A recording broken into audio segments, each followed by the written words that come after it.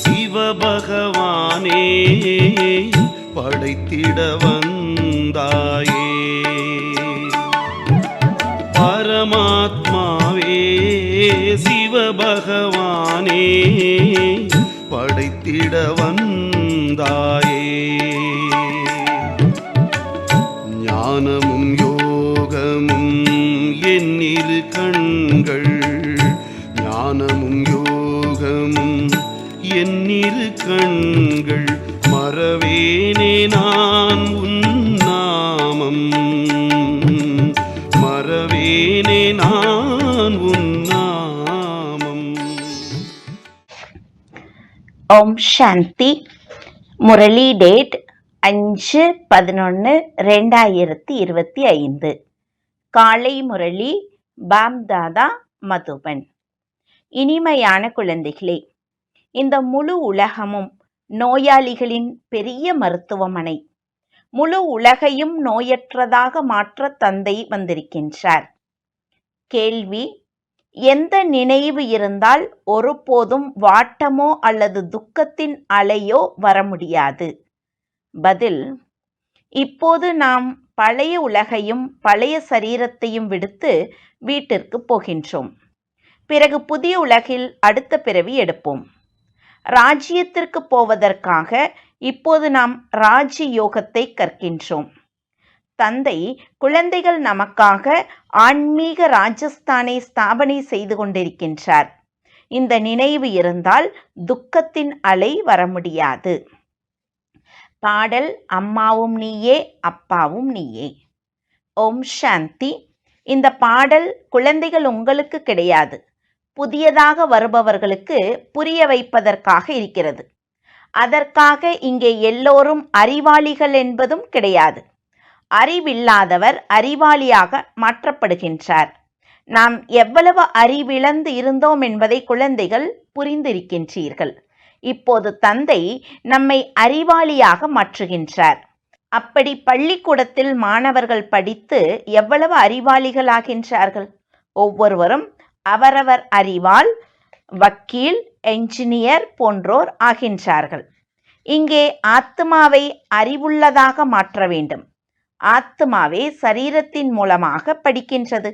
எனினும் வெளியே எந்த கல்வி கிடைக்கின்றதோ அது அற்பகால சரீர நிர்வாகத்திற்காக இருக்கிறது. நாம் முதலில் ஆத்ம அபிமானி ஆக வேண்டும் என்பது இப்போது குழந்தைகள் உங்களுக்கு தெரியும். இதுதான் முக்கிய விஷயம். ஏனெனில் இது நோயாளி உலகம். நோய் வராத மனிதர் என ஒருவரும் இல்லை. ஏதாவது கொஞ்சம் நிச்சயம் ஏற்படுகிறது. இந்த முழு உலகமும் மிகப்பெரிய ஹாஸ்பிட்டல். இதில் எல்லா மனிதர்களும் பதீத்தர்கள், நோயாளிகள். ஆயுளும் மிக குறைவாக இருக்கிறது. திடீரென இறக்கின்றார்கள், மரணத்தின் பிடியில் வருகின்றார்கள். இதுவும் குழந்தைகள் உங்களுக்கு தெரியும். குழந்தைகள், நீங்கள் பாரதத்திற்கு மட்டுமல்லாமல் முழு உலகிற்கும் மறைமுக சேவை செய்கின்றீர்கள். தந்தையை யாரும் அறியாமல் இருப்பதே முக்கிய விஷயம்.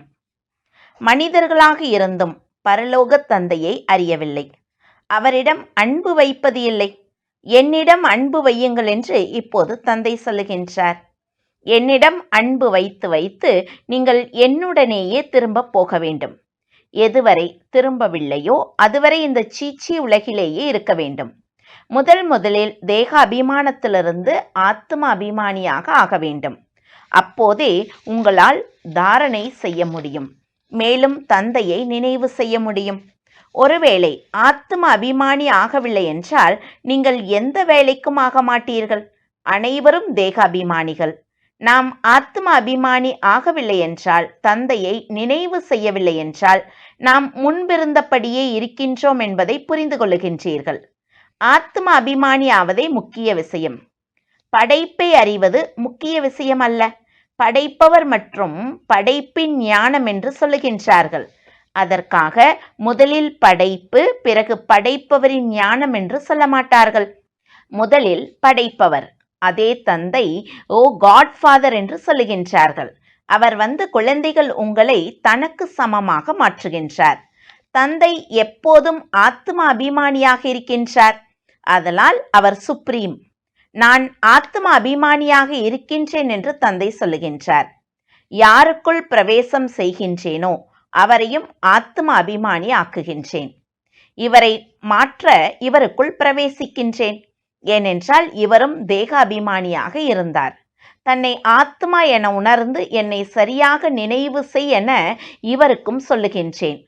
ஆத்மா வேறு, ஜீவன் அதாவது உடல் வேறு என உணரும் மனிதர்கள் பலர் இருக்கின்றார்கள். ஆத்மா தேகத்திலிருந்து வெளியேறினால் 2 பொருட்கள் தானே. நீங்கள் ஆத்மாக்கள் என்பதை தந்தை புரிய வைக்கின்றார். ஆத்மாவே மறுபிறவி எடுக்கின்றது. ஆத்மாவே சரீரத்தை பெற்று பாகத்தை நடிக்கிறது. தன்னை ஆத்மா என உணருங்கள் என்று அடிக்கடி தந்தை புரிய வைக்கின்றார். அதற்கு பெரிய முயற்சி தேவை. அப்படி மாணவர்கள் படிப்பதற்காக தனிமையில் தோட்டம் போன்ற இடங்களுக்கு சென்று படிக்கின்றார்கள். பாதிரியார்களும் சுற்றி வர செல்லும் போது முற்றிலும் அமைதியாக இருக்கின்றார்கள். அவர்கள் ஒன்றும் ஆத்ம அபிமானியாக இருப்பதில்லை. கிறிஸ்துவின் நினைவில் இருக்கின்றார்கள். வீட்டிலிருந்தும் நினைவு செய்ய முடியும். இருந்தும் கிறிஸ்துவை நினைவு செய்யவே ஏகாந்தமாக செல்லுகின்றார்கள். வேறு எந்த பக்கமும் பார்ப்பதே இல்லை. யார் மிக நல்லவர்களாக இருப்பார்களோ அவர்கள்தான் கிறிஸ்துவை நினைத்து நினைத்து அவரிடம் சென்று விடுவோம் என்று நினைப்பார்கள்.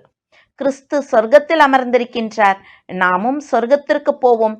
கிறிஸ்து ஹெவன்லி காட்ஃபாதரிடம் சென்றிருக்கின்றார், நாமும் நினைவு செய்து செய்து அவரிடம் செல்வோம் என்று நினைக்கின்றார்கள். எல்லா கிறிஸ்துவர்களும் அந்த ஒருவரின் குழந்தைகள். அவர்களிடம் உள்ள ஞானத்தில் கொஞ்சம் சரியாக இருக்கிறது. எனினும் கிறிஸ்துவின் ஆத்மா மேலே போகவில்லை.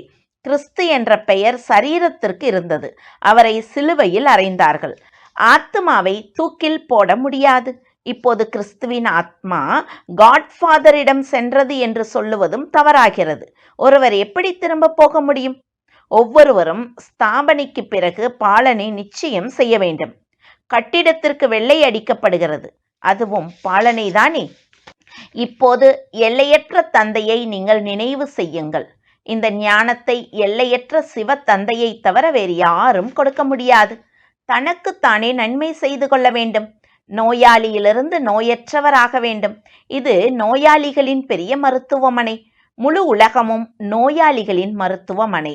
நோயாளி நிச்சயம் சீக்கிரம் இறப்பார். தந்தை வந்து இந்த முழு உலகையும் ஆரோக்கியமாக மாற்றுகின்றார். அதற்காக இங்கேயே ஆரோக்கியம் பெறுவார்கள் என்பது கிடையாது. புது உலகில்தான் ஆரோக்கியமானவர்களாக இருப்பார்கள் என்று தந்தை சொல்லுகின்றார். பழைய உலகில் ஆரோக்கியமானவர்கள் ஆக முடியாது. இந்த லக்ஷ்மி நாராயணர் ஆரோக்கியமாக எவர் ஹெல்தியாக இருப்பார்கள். அங்கே ஆயுளும் நீளமாக இருக்கும். நோயாளி விக்காரியாக இருப்பார். விக்காரமற்றவர் நோயாளியாவதில்லை. அவர்கள் முற்றிலும் விக்காரமற்றவர்கள். இந்த நேரம் முழு உலகமும் குறிப்பாக பாரதமும் நோயாளியாக இருக்கிறது என்று தந்தை தானே சொல்லுகின்றார்.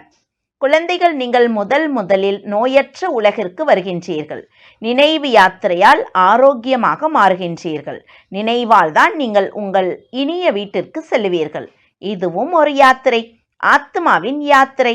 தந்தை பரமாத்மாவிடம் செல்லும் யாத்திரை. இது ஸ்பிரிச்சுவல் யாத்திரை. இந்த வார்த்தையும் யாரும் புரிந்து கொள்ள முடியாது. நீங்களும் நம்பர்வார் அறிவீர்கள், இருந்தும் மறக்கின்றீர்கள். இதுதான் முக்கிய விஷயம். புரிய வைப்பதும் மிக எளிது. எனினும் யார் தானே நினைவு யாத்திரையில் இருப்பாரோ அவரே புரிய வைக்க முடியும். தான் அப்படி இல்லாமல் பிறருக்கு சொன்னால் அம்பு தைக்காது. உண்மையின் கூர்மை தேவை. நாம் தந்தையை அவ்வளவு நினைவு செய்கின்றோம், அது போதும். மனைவி கணவனை எவ்வளவு நினைவு செய்கின்றார்? இவர் கணவர்களின் கணவர், தந்தைகளின் தந்தை, குருமார்களின் குரு. குருமார்களும் அந்த தந்தையையே நினைவு செய்கின்றார்கள். கிறிஸ்துவும் தந்தையையே நினைவு செய்தார். எனினும் தந்தையை யாரும் அறியவில்லை. தந்தை எப்போது வருவாரோ அப்போதே தனது அறிமுகத்தை கொடுப்பார். பாரதவாசிகளுக்கே தந்தையை பற்றி தெரியாத போது பிறருக்கு எப்படி தெரியும்? யோகத்தை கற்பதற்காக வெளிநாடுகளிலிருந்தும் இங்கே வருகின்றார்கள். பழங்கால யோகத்தை பகவானே கற்பித்தார் என நினைக்கின்றார்கள். இது அவர்கள் நம்பிக்கை. மிக உண்மையான யோகத்தை ஒவ்வொரு கல்பமும் நானே வந்து ஒரு முறை கற்பிக்கின்றேன் என்பதை தந்தை புரிய வைக்கின்றார். தன்னை ஆத்மா என உணர்ந்து தந்தையை நினைவு செய்வதே முக்கிய விஷயம். இதைத்தான் ஆன்மீக யோகம் என்று சொல்லுகின்றார்கள். மற்ற எல்லாம் உலகிய யோகம். பிரம்மத்தோடு யோகம் வைக்கின்றார்கள். அது ஒன்றும் தந்தை இல்லை. இது மகா தத்துவம் இருக்கும் இடம். அதனால் ஒரு தந்தையே சரியானவர். ஒரு தந்தையை மட்டுமே சத்தியமானவர் என்று சொல்லுகின்றார்கள். தந்தை எப்படி சத்தியமானவர் என்பதும் பாரதவாசிகளுக்கு தெரியாது. அவரே சத்திய கண்டத்தை ஸ்தாபனை செய்கின்றார். உண்மையான கண்டம் மற்றும் பொய்யான கண்டம். நீங்கள் உண்மையான கண்டத்தில் இருக்கும்போது அங்கு ராவணராஜ்யமே இருக்காது. அரை கல்பத்திற்கு பிறகு ராவணராஜ்யம் பொய்யான கண்டம் ஆரம்பமாகிறது. முழு சத்தியுகத்தையும் உண்மையான கண்டம் என்று சொல்லுகின்றார்கள். பிறகு கலியுகம் முடிவில் முழு பொய்க்கண்டம் ஆகிறது. இப்போது நீங்கள் சங்கமயுகத்தில் அமர்ந்திருக்கின்றீர்கள். இங்கும் இல்லை, அங்கும் இல்லை. நீங்கள் யாத்திரை செய்து கொண்டு இருக்கின்றீர்கள். ஆத்மா பயணம் செய்கிறது, சரீரம் செய்வதில்லை. தந்தை வந்து யாத்திரை செய்ய கற்றுத்தருகின்றார். இங்கிருந்து அங்கே போக வேண்டும். உங்களுக்கு இதை கற்பிக்கின்றார். அவர்கள் பிறகு நட்சத்திரங்கள், நிலவு போன்ற இடங்களுக்கு பயணம் செய்கின்றார்கள். அவற்றால் எந்த நன்மையும் கிடையாது என்பது உங்களுக்கு இப்போது தெரியும். இந்த பொருட்களாலேயே முழு அழிவும் ஏற்பட வேண்டும். மற்றபடி அவர்கள் செய்யும் எல்லா முயற்சியும் வீண். விஞ்ஞானத்தில் என்னென்ன பொருட்களை உருவாக்குகின்றார்களோ அவை எதிர்காலத்தில் உங்கள் காரியங்களுக்கு பயன்படும் என்பது உங்களுக்கு தெரியும். இந்த நாடகம் முன்னரே நிச்சயிக்கப்பட்டது. எல்லையற்ற தந்தை வந்து கற்பிப்பதால் நீங்கள் அவருக்கு எவ்வளவு மரியாதை கொடுக்க வேண்டும். ஆசிரியருக்கு எப்போதும் அதிக மரியாதை கொடுக்கின்றார்கள்.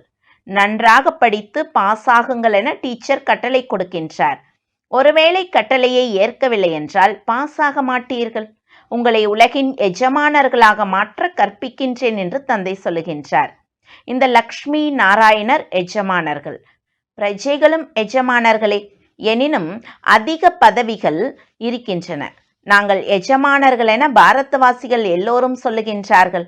ஏழையும் தன்னை பாரதத்தின் எஜமானர் என்றே நினைக்கின்றார். இருந்தும் ராஜாவிற்கும் அவருக்கும் எவ்வளவு வித்தியாசம் இருக்கிறது. ஞானத்தால் அந்தஸ்தில் வித்தியாசம் ஏற்படுகிறது. ஞானத்திலும் புத்திசாலியாக இருக்க வேண்டும். பவித்திரமும் அவசியம். ஹெல்த் வெல்த்தும் தேவை. சொர்க்கத்தில் எல்லாம் இருக்கின்றன. தந்தை குறிக்கோளை புரிய வைக்கின்றார். உலகில் வேறு யாருடைய புத்தியிலும் இந்த குறிக்கோள் இருப்பது இல்லை. நாங்கள் இப்படி ஆகின்றோம் என நீங்கள் உடனே சொல்லுகின்றீர்கள். முழு உலகிலும் நமது ராஜதானி இருக்கும்.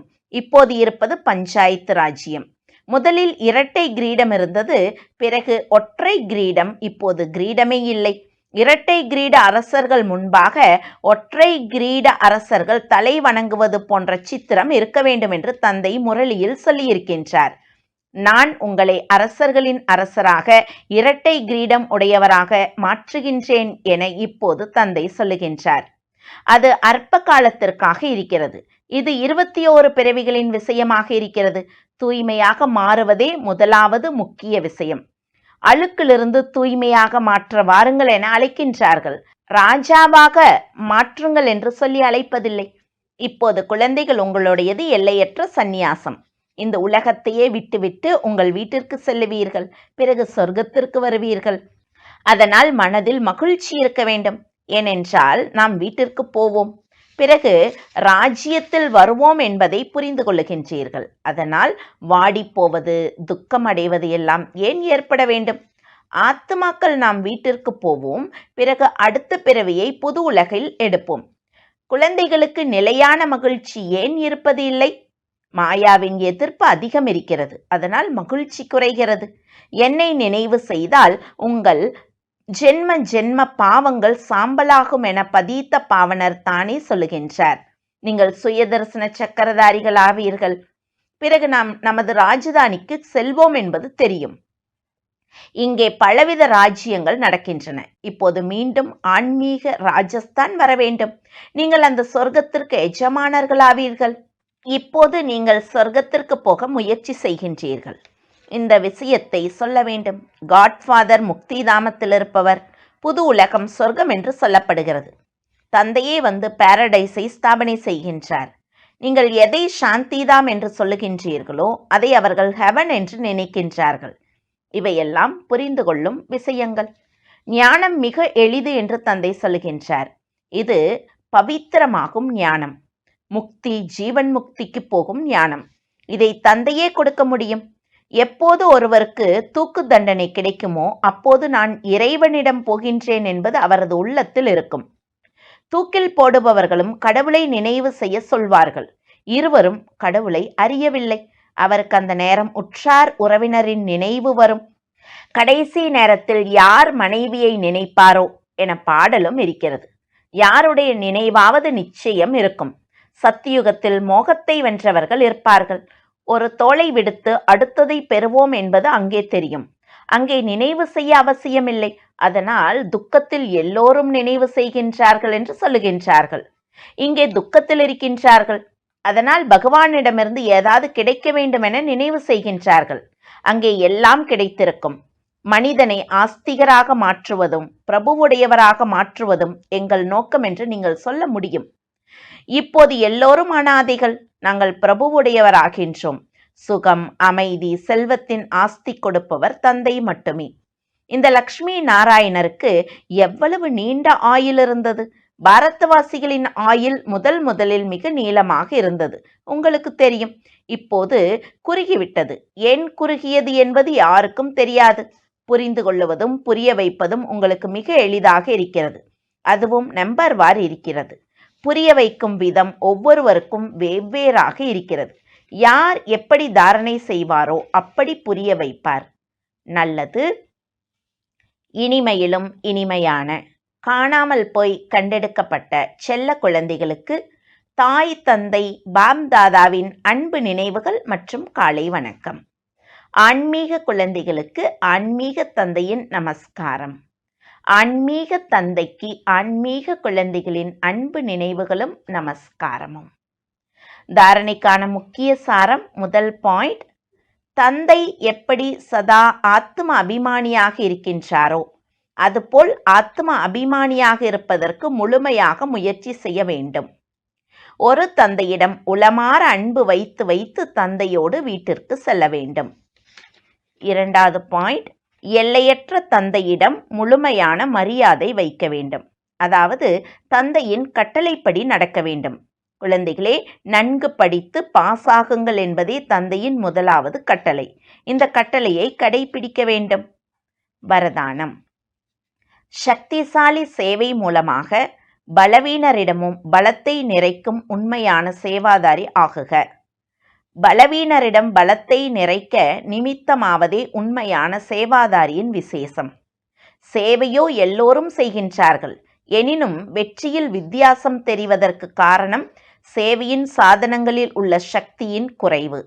வாளில் கூர்மை இல்லாத போது அந்த வாள் வேலை செய்யாது.